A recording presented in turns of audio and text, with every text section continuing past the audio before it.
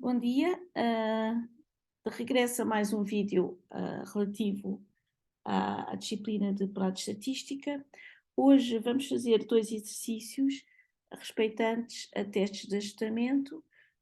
Eu comento que já existe, que tem disponível um vídeo sobre o resumo desta parte teórica e hoje vamos fazer dois exercícios, que são dois exercícios que são de exames passados e que, portanto, refletem bem o tipo de questões que nós podemos ter sobre os testes de ajustamento.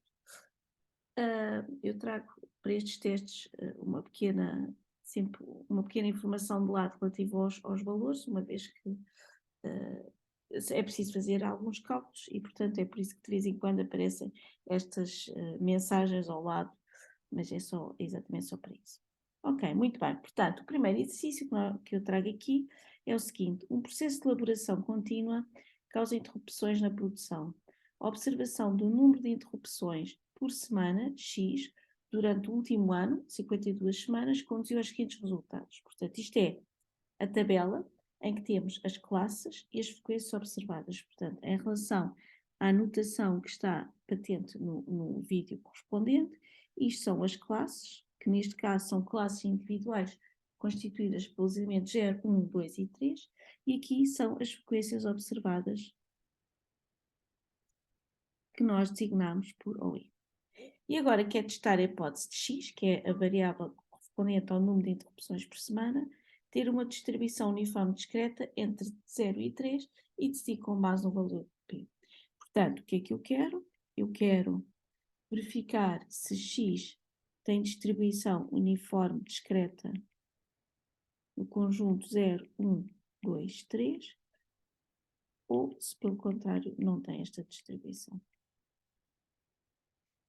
Reparem que testar H0 é equivalente, de certa forma, a determinar, a testar se a plata do x igual a i é igual a 1/4, qualquer que seja o i pertencente ao conjunto 0, 1, 2 e 3.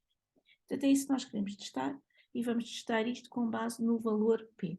Embora não seja pedido, por uma questão de ilustração, eu também vou fazer para o nível de significância.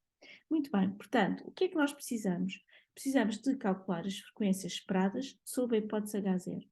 Portanto, eu vou à tabela que nós já temos aqui,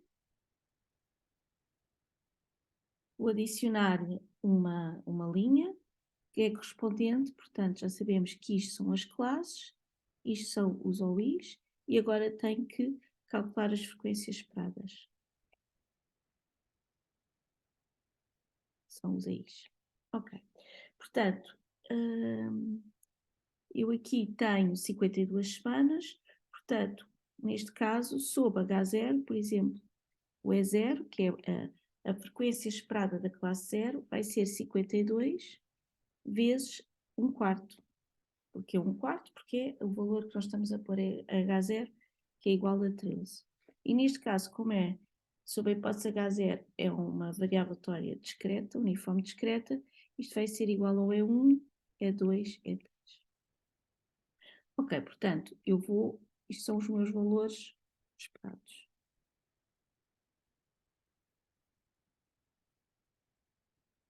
Okay. Portanto, já tenho os dados todos, tenho os valores observados, tenho os valores esperados e, portanto, posso indicar a estatística de teste.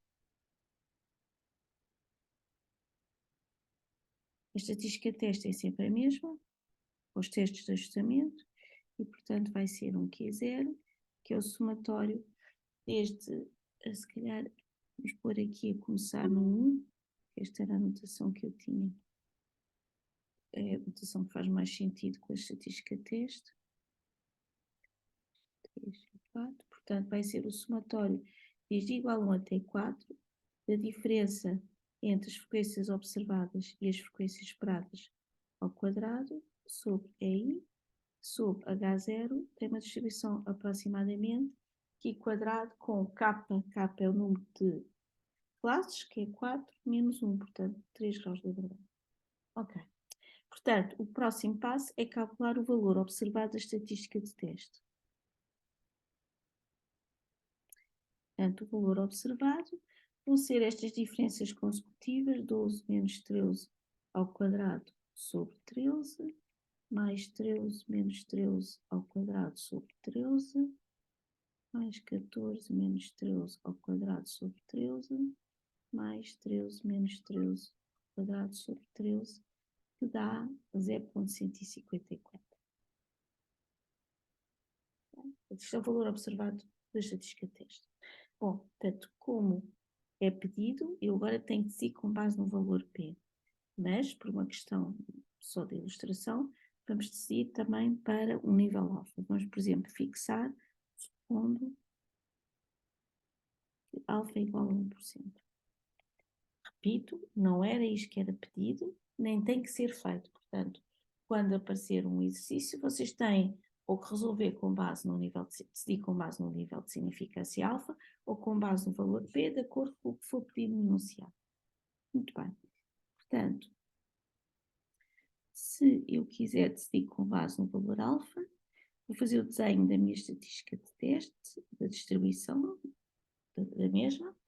A minha região de rejeição é sempre unilateral à direita e eu quero que esta área seja igual a 1%. Tenho 99.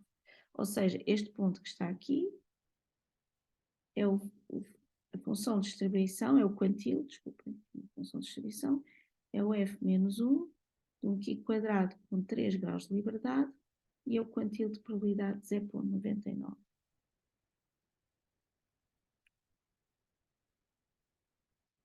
Portanto, preciso de ir ver a tabela do Q quadrado, qual é o quantile de probabilidade de 0,99. Então, vamos lá às tabelas.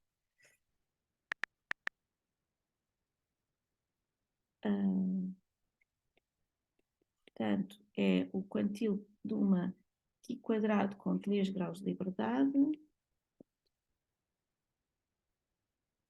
3 graus de liberdade.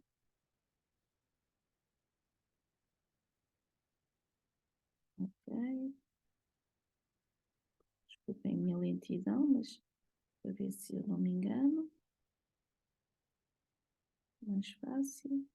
E, portanto, é com 0,99, ou seja, é 11,34. Portanto,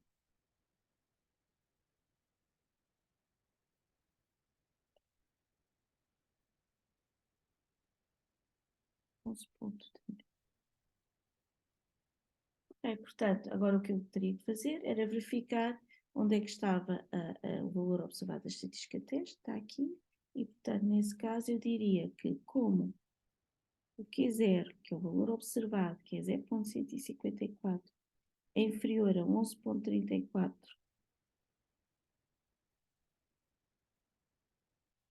que é o quantile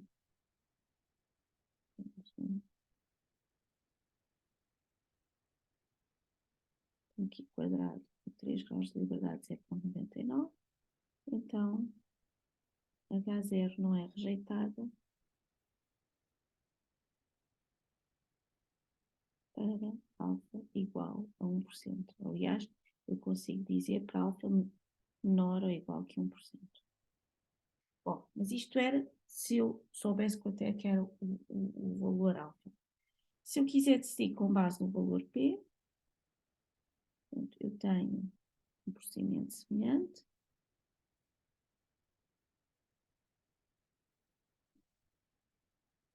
E só que neste caso eu vou fixar a região de rejeição exatamente no Q0, que é o 0,154. Portanto, isto é o valor P,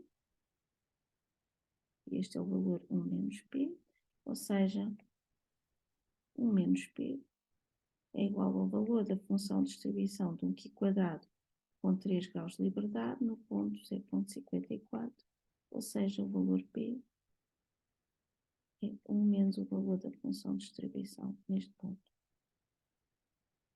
Este valor pode ser consultado pela máquina ou pela tabela. Vamos lá ver nas tabelas.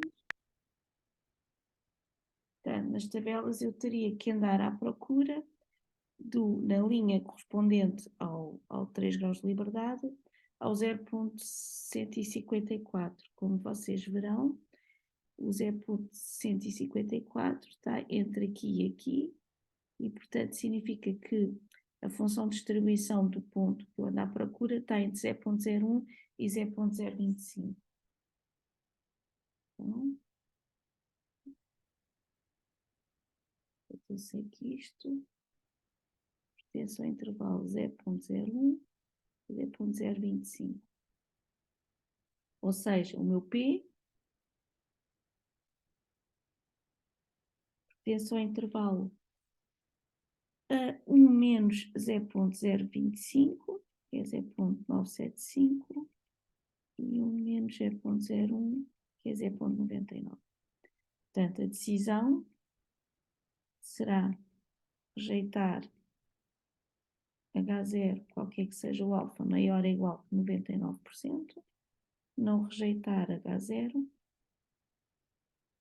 qualquer que seja o alfa, menor ou igual que 97,5%, ou seja, não rejeitar H0 para os valores usuais de significância, uma vez que o valor P deu bastante elevado.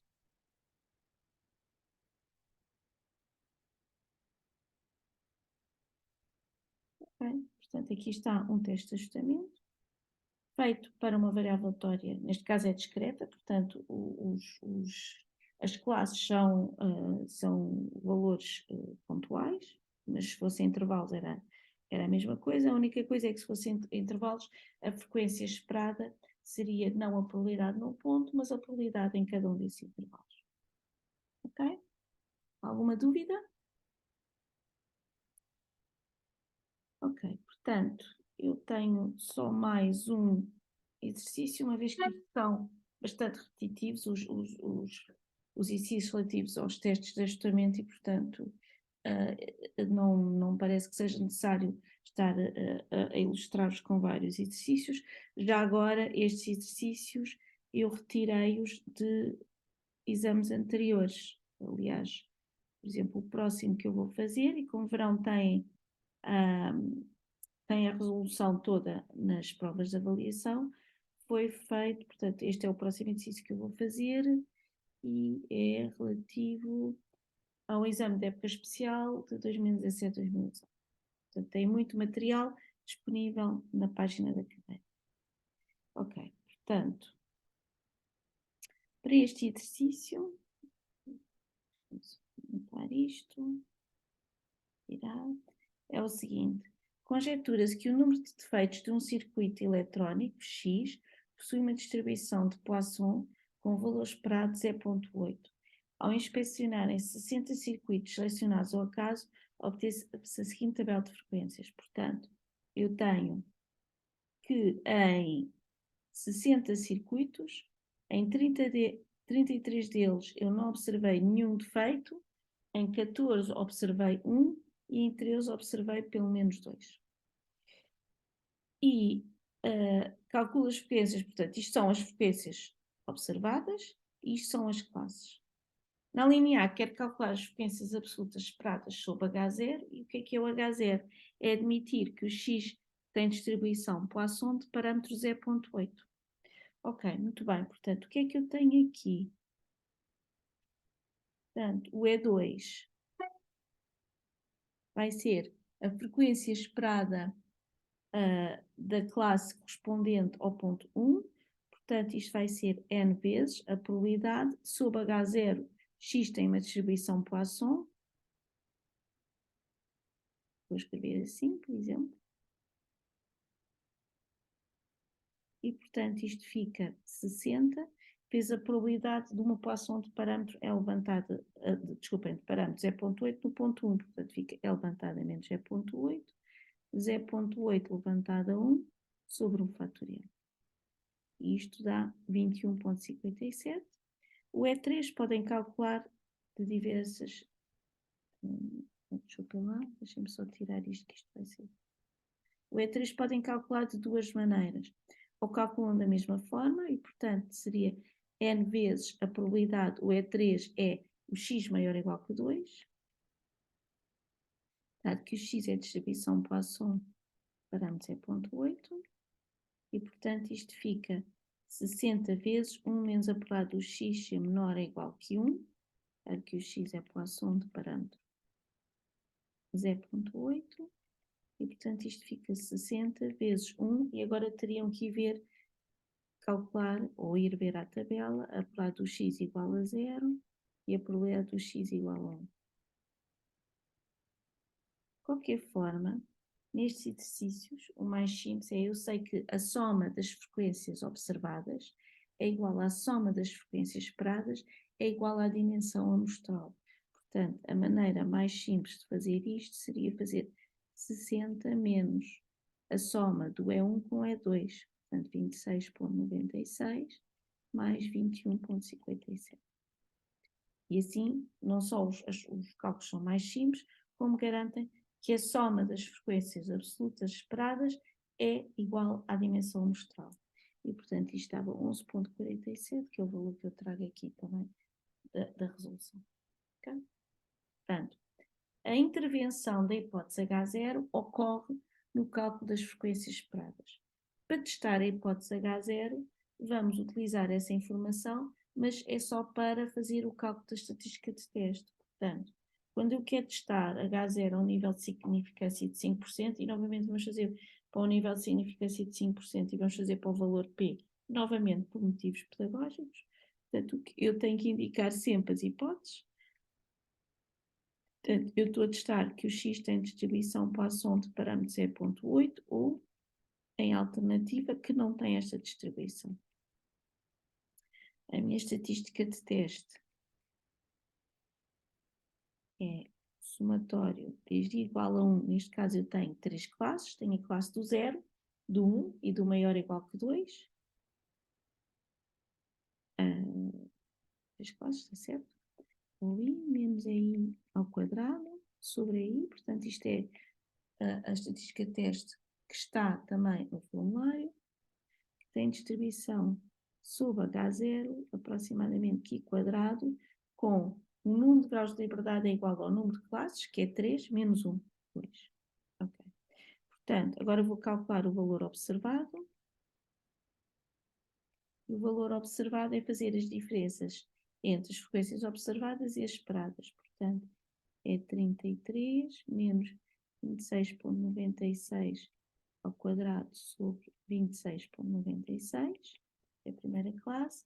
A segunda é 14 menos 21,57 ao quadrado sobre 21,57. E a terceira é 13 menos 11,47 ao quadrado sobre 11,47, que dá 4,214. Okay? Portanto, isto é a parte mais morosa, é só fazer as contas, uma vez que depois o teste é sempre idêntico. Portanto, se eu quiser tomar a decisão para um nível de significância de 5%,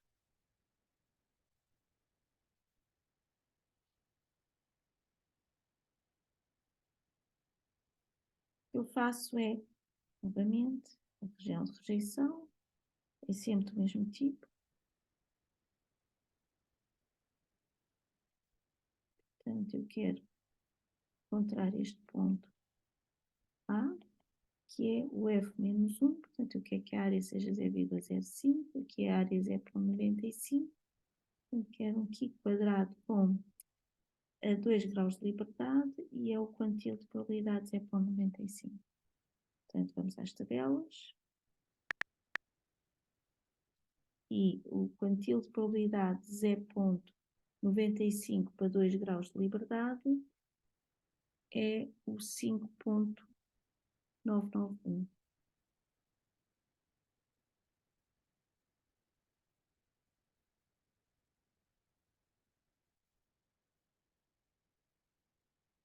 Ok. Portanto, a minha decisão, neste caso, é como o valor observado da estatística de teste é menor que este ponto, então H0 não deve ser rejeitada para alfa igual a 5%. Se eu quiser calcular o valor P, portanto, é idêntico.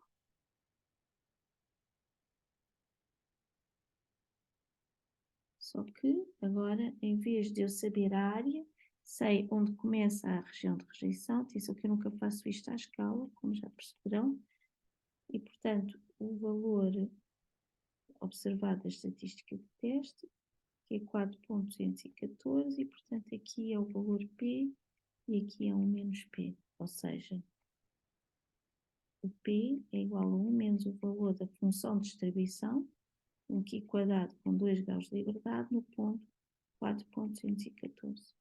E lá vai acontecer o mesmo que me acontece geralmente, porque pelo facto de eu usar tabelas, eu não encontro exatamente o valor P, mas muitas vezes só consigo encontrar um intervalo. Agora vamos lá ver.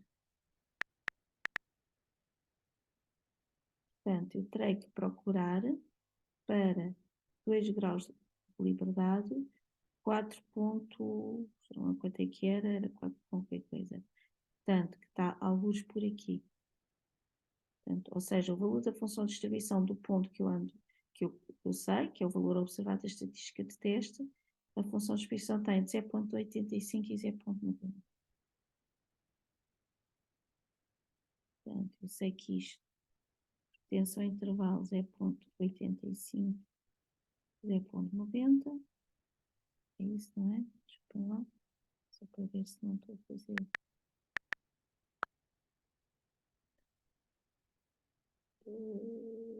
0.80, não, é 0.70, desculpem, sim, 0.85, 0.90, está certo. Então, se não tiver, é culpa minha, é por não estar a ver bem a tabela. E, portanto, o valor P pertence ao intervalo 0.10 a 0.15. E, portanto, neste caso, a minha decisão é rejeitar H0, qualquer que seja o alfa maior ou igual a 15%, não rejeitar H0, qualquer que seja o alfa menor ou igual a 10%, e, no meu caso, como não consigo, eu não sei o que fazer, caso contrário. Portanto, é isto que por vezes nos exames aparece para indicar um intervalo para o valor P. O intervalo é só para quem não tem a máquina de calcular ou não a usa para calcular estes valores. Portanto, caso vocês tenham acesso à máquina, conseguem exatamente o valor P.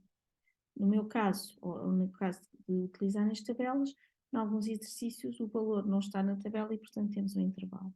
Reparem que também posso responder a esta questão, mesmo se me pedirem para um nível de significância de 5%, podem à mesma calcular o valor P e depois particularizarem, por exemplo, neste caso, se quisessem tomar a decisão para alfa igual a 5%, então diriam, em particular, para alfa igual a 5%, eu não devo rejeitar. Então, vamos só escrever isso, em particular, para alfa igual a 5%, a hipótese H0 não deve ser rejeitada.